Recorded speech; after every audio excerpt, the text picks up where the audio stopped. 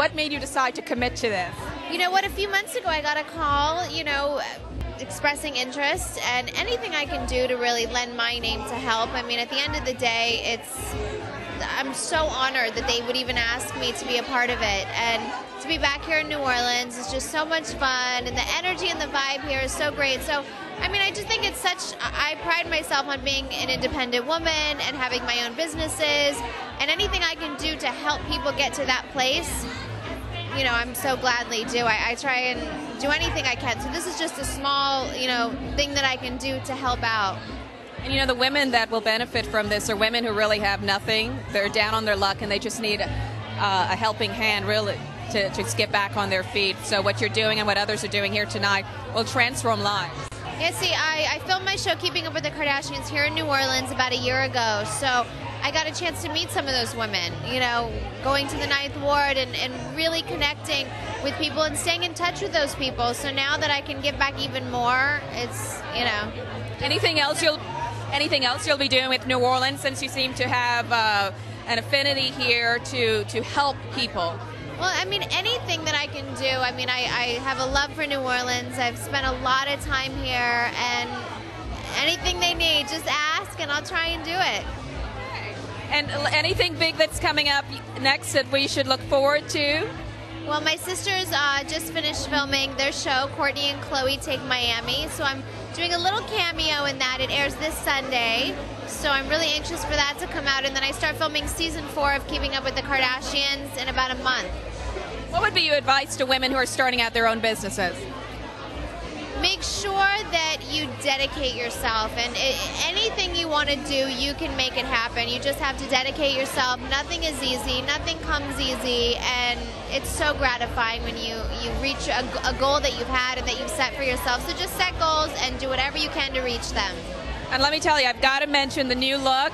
Everyone's used to the dark mane. What made you decide to do this? It looks great. Thank you. I wore a wig for a photo shoot about 2 months ago, and it's been like haunting me ever since. And I had a picture of it on my phone, and I'd look at it like every day. Like, what can I do? I want to change. So I dyed my hair for real this time. I'm kind of loving it. I'm going back and forth. Like, for season 4, should I stay a blonde or should I go back brunette with my sisters? I don't know what to do. It's a change. It's something new, and why not try it? And thank you so much for talking to LizReyes.com. Well, this night is all about us raising money for Dress for Success to continue to be a service to the community. So we're hoping that the community come out. We're just looking around right now, and the doors haven't really opened to the public yet, and we have hundreds of people that's already beginning to come in. But we want the community to know that this is a fundraiser to help to support Dress for Success so that we can continue to do the work in this community to service our clients. You've got a lot of reality stars. You've got shoe designers. How big an impact does it have to get people like that here overall when you count up the money at the end of the night?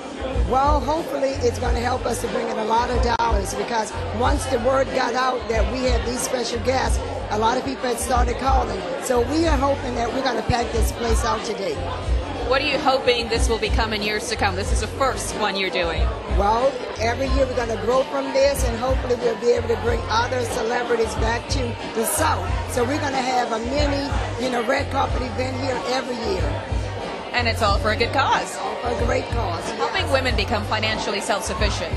Well, actually, with this, with something like this would be able to help us. We try to service at least 1,100 women a year. That's our goal. So we want to proceed that goal, that we can service at least 1,500 women at the end of next year. Thank you so much. Let's go make some money. All right, we're going to do that. Thank you so much, Liz. For those who may be under a rock that don't know, you two are incredible shoe designers. You've been featured in so many different magazines.